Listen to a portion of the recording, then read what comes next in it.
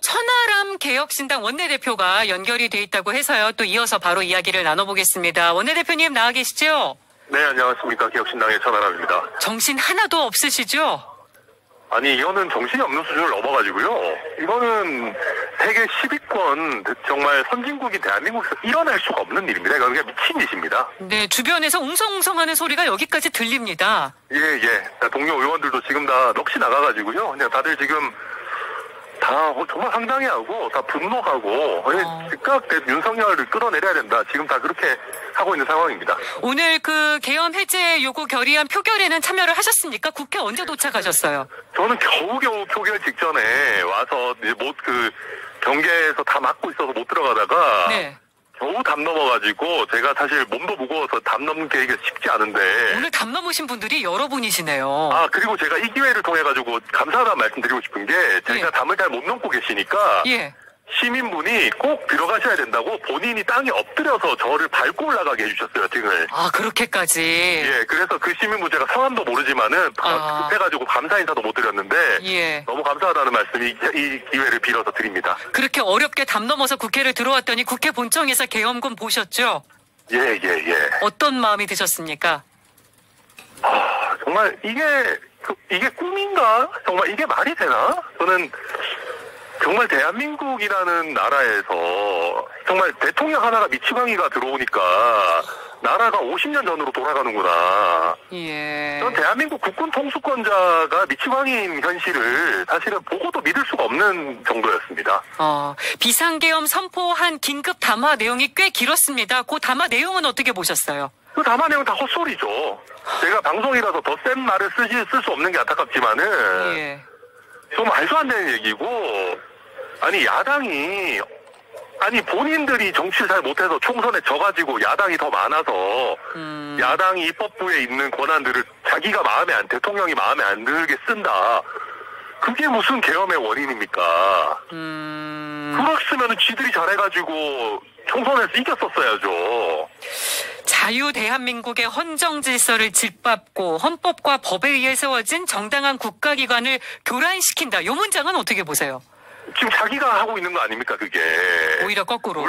물론 야당이 하는 것 중에 국민들이 보셨을 때 조금 과도한 것들도 있을 수 있습니다. 그러면 그걸 가지고 정치적으로 공방을 펼치고 야당의 문제점을 지적해서 다음 선거에서 국민들의 더 많은 선택을 받도록 해야 되고요. 야당이 좀 무리한 입법을 한다 그러면 대통령도 거부권 지금 어마어마하게 행사하고 있잖아요. 그런 제도적인 헌법적으로 보장된 부분을 통해서 공방을 주고받는 것이지. 예를 들면 우리가 지금 여기서 그 목검으로 이렇게 싸우고 있는데 갑자기 비상계엄이라는 무슨 대포 같은 거를 그냥 말도 안 총을 가지고 나온 거예요, 지금. 목검으로 싸워야죠, 정치라는 거는.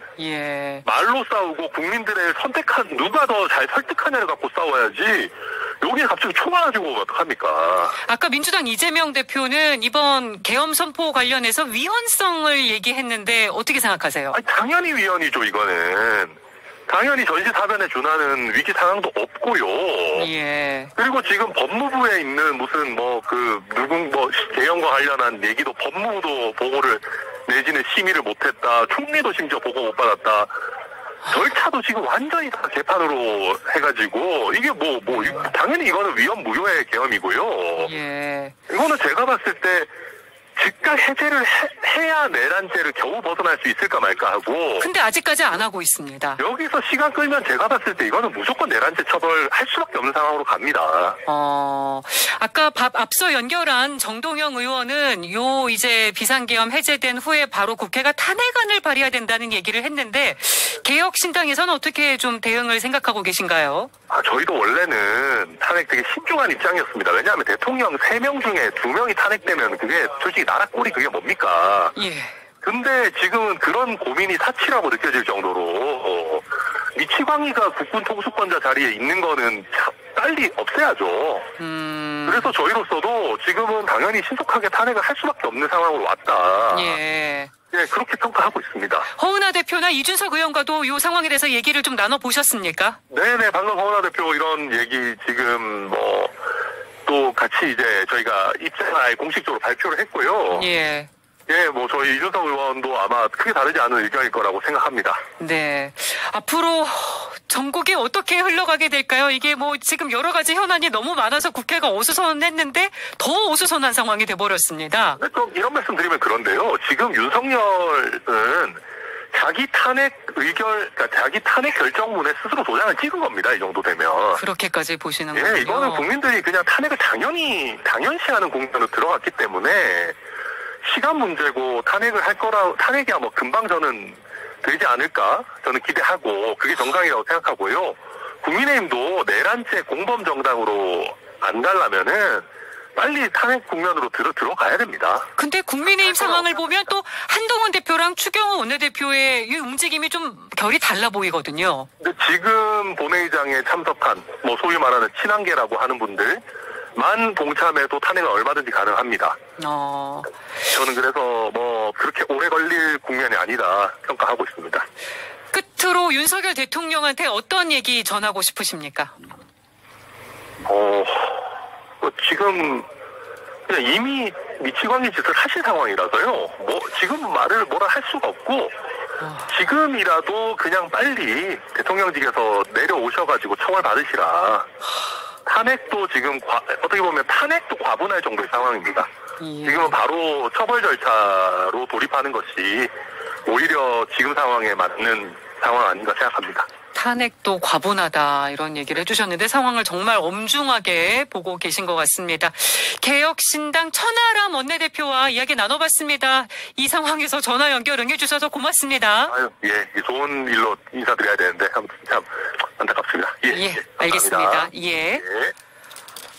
천하람 원내대표는 탄핵도 과분하다는 얘기를 했어요. 자기 스스로 도장을 찍었다. 이게 되게 강경한 표현을 많이 했습니다. 그렇습니다. 방금 이제 천하람 의원과의 그 원내대표와의 인터뷰 내용을 제가 다시 한번 좀 정리를 해보면요.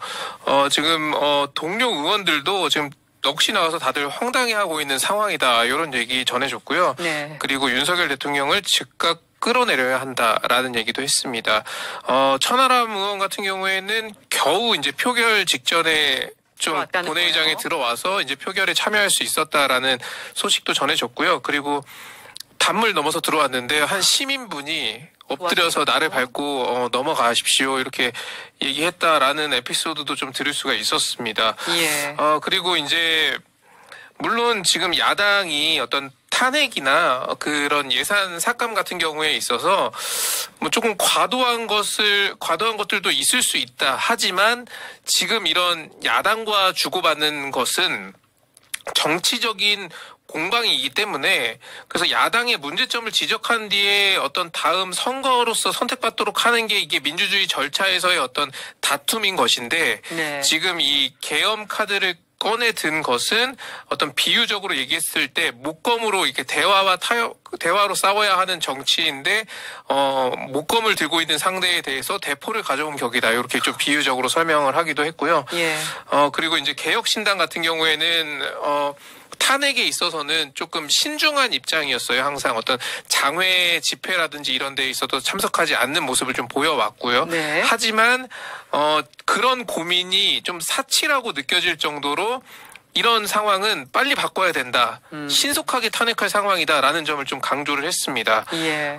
그리고 이 윤석열 대통령이 지금 비상계엄을 선포한 것에 대해서 탄핵 결정문에 스스로 도장을 찍은 격이다. 이런 표현도 좀 들을 수가 있었고요. 네. 그리고 지금 이제 국민들이 탄핵을 좀 당연시 여길 수밖에 없는 상황이 됐다라고 하는 점도 좀 눈길을 끌었습니다. 네. 그래서 뭐 국민의힘을 향해서도 한 얘기가 있었는데요. 국민의힘이 어떤 내란죄 공범 정당으로 되지 않으려면 지금 빨리 같이 좀 탄핵에 들어가야 한다라는 얘기를 좀 했고요.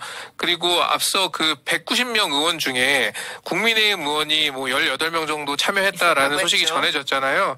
그 의원들은 사실상 뭐 친한계 의원들이었던 걸로 다시 한번 확인이 된 인터뷰 내용도 있었고요. 네. 그렇게 해서 이런 탄핵 같은 경우에는 그리 오래 걸릴 국면이 아니다. 그래서 지금 뭐 윤석열 대통령 같은 경우에는 탄핵도 좀 과분할 정도다라는 워딩을 또 썼고요.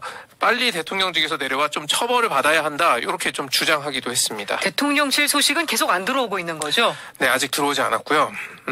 대통령실 출입 기자라서 소식이 어떻게 보면 제일 빨리 들어올 텐데. 예, 대통령실에서는 아직까지 어떤 이 공식 대응 채널로는 언론 대응 채널 대변인실 포함해서 홍보수석실 같은 언론 대응 채널은 어떤 입장도 조금 내놓지 않고 있는